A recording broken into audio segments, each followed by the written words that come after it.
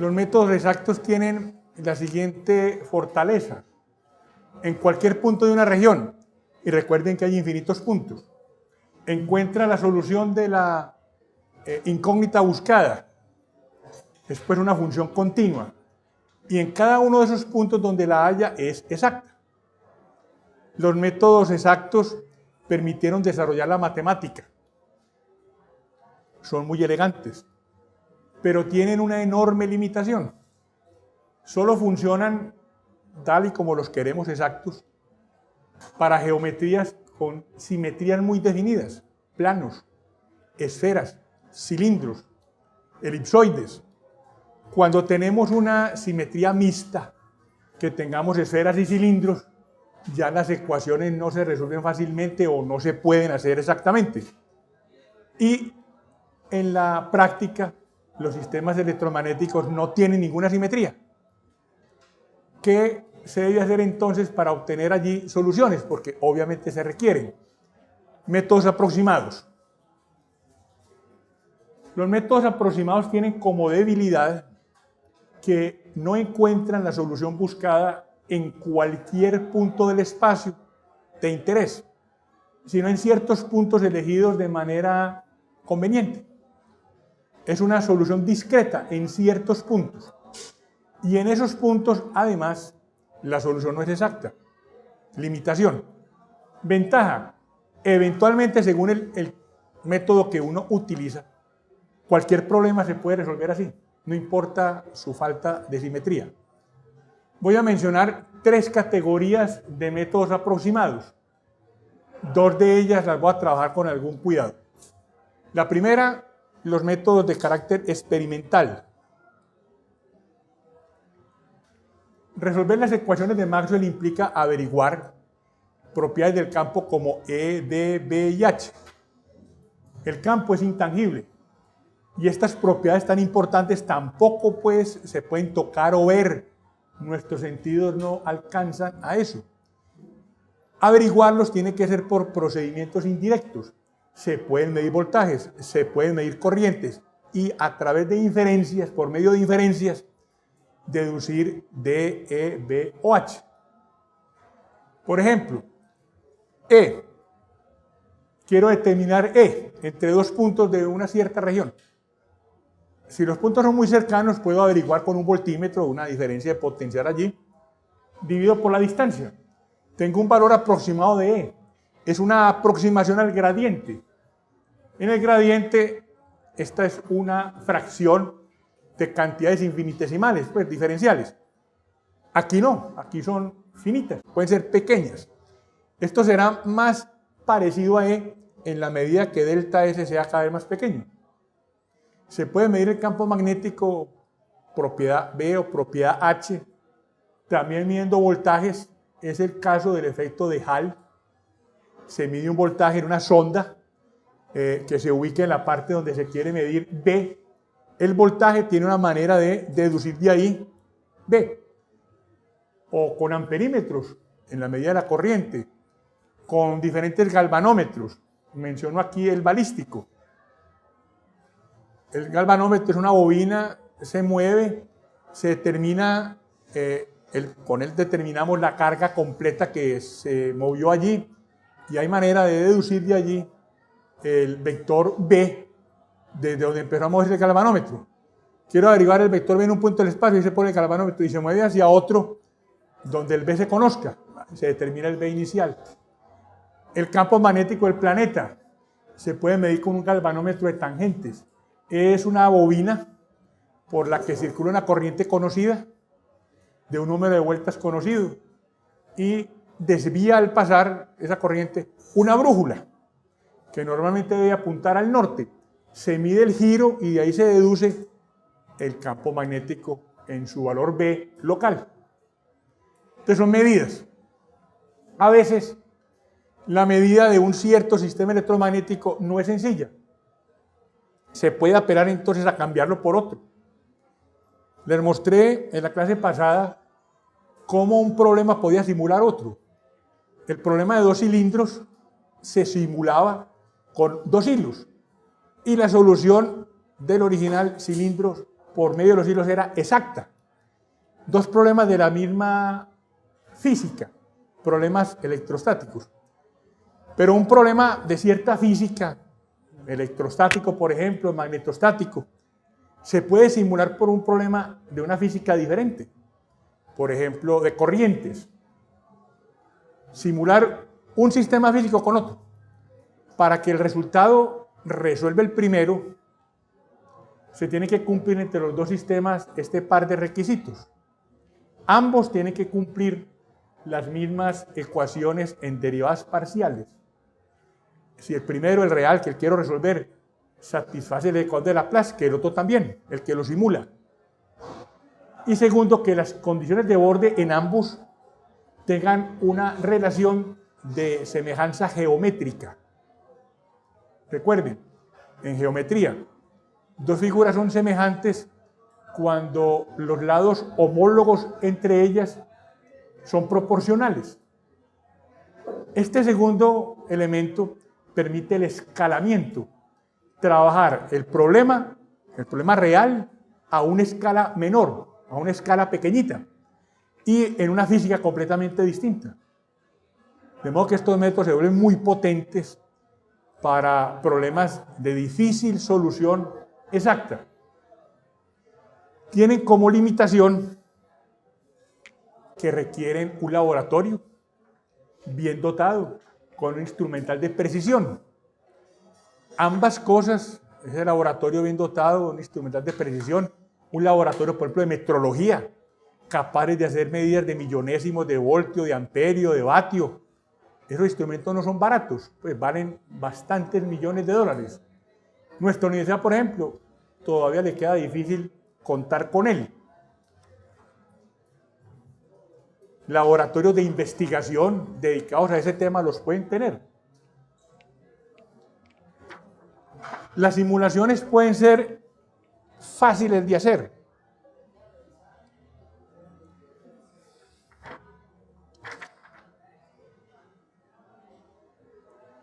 Por ejemplo, un problema electrostático o magnetostático se podría simular por medio de corrientes. Las corrientes podrían estar en un tanque electrolítico, podrían ser en un papel resistivo. Un papel resistivo es algo que parece ser papel, pero realmente tiene en él una resistencia repartida. Es decir, es conductor. Se quiere averiguar, por ejemplo, la capacitancia de cierto capacitor de placas paralelas, pero que no son infinitas. Entonces, en el papel se dibuja la geometría de los electrodos, a escala, pues, y los electrodos se pintan con pintura de plata. Luego se hace pasar una corriente entre ellos, se conectan a un voltaje, entonces circula corriente por el papel. Y luego con un medidor de voltaje se va midiendo entre cualquier punto del papel y el electrodo que llamamos cero. Entonces está haciendo una medida de potenciales en diferentes puntos de ese capacitor. Estamos evocando con el modelo el problema real. Entonces, un caso es ese papel que tiene habilidades para llevar carga eléctrica, para conducir corriente. En tanques electrolíticos, son tanques que se les da la geometría del problema electromagnético, se hacen medidas también de corriente allí, y por esas medidas puedo concluir en el problema real. Hay libros de este tema, de trabajo en laboratorio. De los de teoría electromagnética les comento más o menos descrito este tema en el libro de Electromagnetismo para Ingenieros, autores Hayt, Hayt, capítulo 6. Ese método, entonces, la dificultad del laboratorio, normalmente un ingeniero común y corriente no cuenta con él. Un método alternativo antiguo es el método gráfico. La solución del problema es mediante un gráfico. De ese gráfico se puede deducir propiedades como intensidad y potencial del campo respectivo y parámetros como capacitancia, inductancia, permeancia, etc. Tiene las siguientes limitaciones. Primero, es un dibujo. El problema que se resuelve electromagnético, entonces tiene que poderse representar en un plano. Son problemas que dependen de dos variables, X y Y, R y phi. Se supone que hay una variable de la que no dependen, por ejemplo Z, porque es un dibujo, la solución es un gráfico. Si el problema fuese tridimensional, pues este método no serviría. Habría que hacer una maqueta, como la que hacen los arquitectos, para poder presentar, proyectar lo que desean construir. Y además tiene estas otras limitaciones. Vamos a suponer que con este contorno representa una región del espacio donde existe un campo. ¿Cuál? No lo particularizo. Eléctrico, magnético, de corrientes, de velocidades, un campo, cuya intensidad voy a llamar R. R es la intensidad de ese campo. Puede ser E, puede ser H. Y a ese R le impongo las siguientes condiciones, que son también restricciones para el dibujo. En todos los puntos de esa región, sin que falte uno, R tiene que ser continuo, diferenciable y existe. No pasa por infinito, no le falta límite en ninguna parte. 3 requisitos para que sea una propiedad matemáticamente aceptable. Y además, esto es lo más restrictivo, que R sea un vector en todos los puntos de esa región, solenoidal e irrotacional. ¿Qué se sigue de ahí? De este par de condiciones se sigue que R se puede expresar como el gradiente de una función de potencial escalar, por ser irrotacional. Y como la divergencia es cero, entonces el laplaciano de esa función escalar es cero. En todos los puntos de esta región existe una función armónica. Eso es lo que se quiere resolver.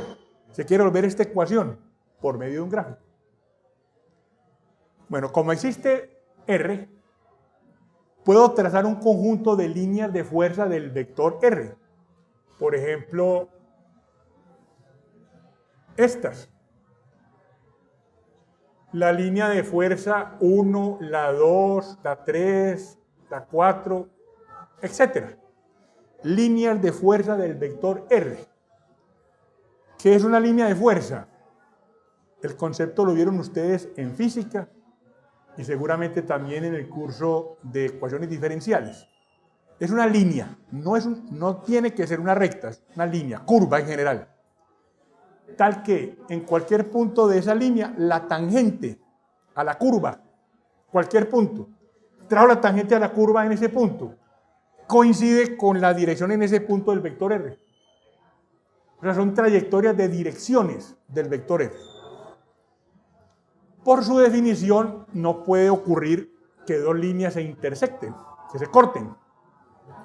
¿Por qué? Si eso ocurriese en el punto donde concurren, el vector R tendría al mismo tiempo dos tangentes. Cuando ya dije que era matemáticamente aceptable, pues no puede ser múltiplemente variado en un mismo punto. Hay infinitas líneas de fuerza, según las que quiera trazar. Las líneas de fuerza es una idea antigua, muy utilizada en el siglo XIX para sacar consecuencias sobre el campo electromagnético. Faraday las empleaba. Y Faraday tenía la idea de que existían, que no eran simplemente dibujos. Lo que vamos a obtener es un dibujo del campo, del invisible que es campo. Es un ideograma, es el gráfico de una idea. Faraday pensaba que tenían existencia y basó en ese hecho, creía que existían buena parte de sus descubrimientos. Faraday decía, sin traicionar pues la frase que él usaba, nuestros ojos, nuestros sentidos pues no las captan, pero se pueden visualizar. ¿Cómo? Por ejemplo, un imán permanente. Ahí debe haber un campo magnético. ¿Cómo ponemos a la vista sus líneas de fuerza? Se le pone por encima del imán un papel blanco, por ejemplo, se espolvorean limaduras delgaditas de hierro y las agujitas de esas limaduras se van orientando en la dirección de las líneas y se ve, queda como una especie de retrato de ese campo invisible. En bachillerato, en libros de electromagnetismo suelen mirarse esas imágenes. En la biblioteca, el libro de electromagnetismo del autor Oleg Yefimenko. En la pasta del libro y en las primeras páginas hay esas gráficas donde uno ve el campo, lo ve por medio de sus líneas, uno observa el dipolo ahí. También se podría hacer en el caso eléctrico, utilizando para este caso, no es tan preciso, limadura, llamémosla así, de yeso, yeso seco. Las agujitas de yeso en la presencia del campo eléctrico se polarizan y se mueven, dando como la idea pues del campo eléctrico. O en un tanque electrolítico, hilos de seda se arrojan al tanque, por ejemplo, de color, por la flexibilidad de esos hilos, toman la dirección de las líneas de fuerza. De modo que tenía razón Faraday al decir, existen, véalas. Además, esas líneas dan otras ideas. Por ejemplo, supongamos que en un cierto campo las líneas de fuerza tienen esta apariencia.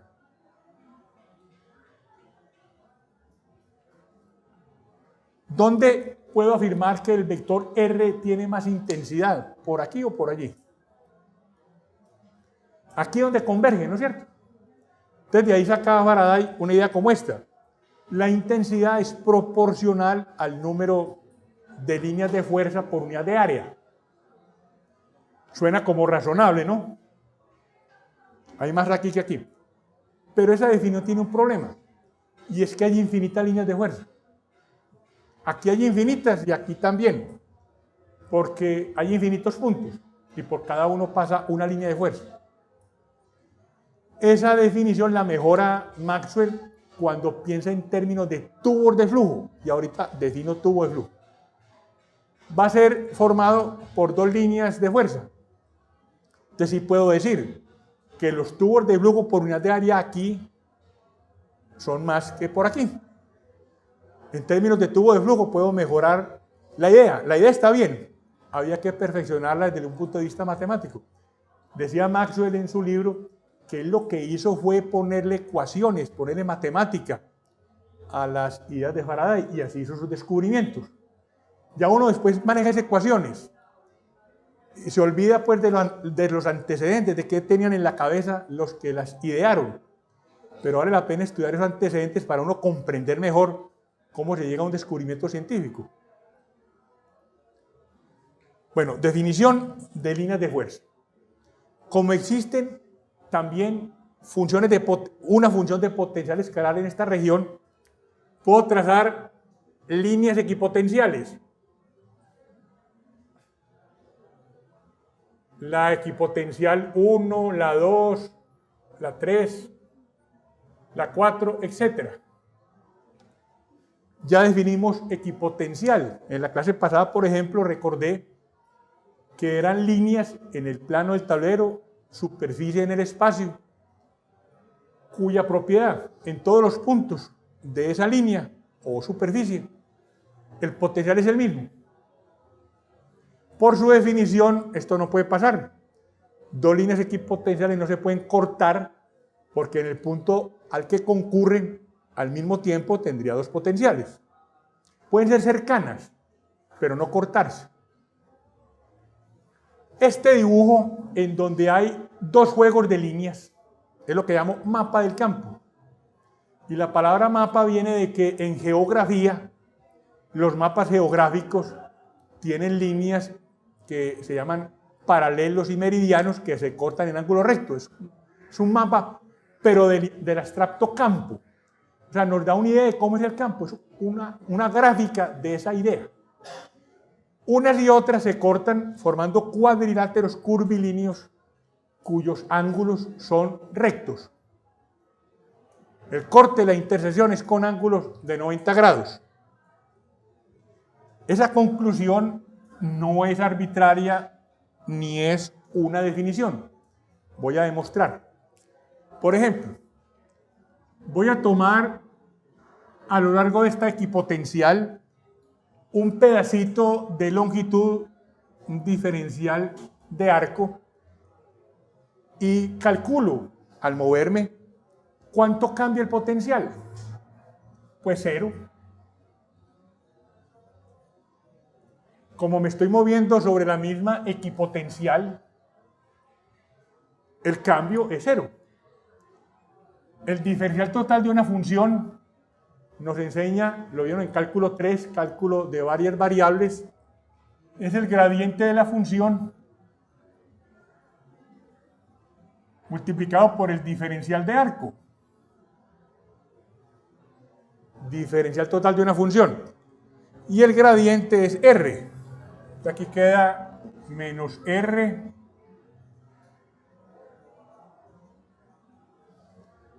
como el producto punto de acero.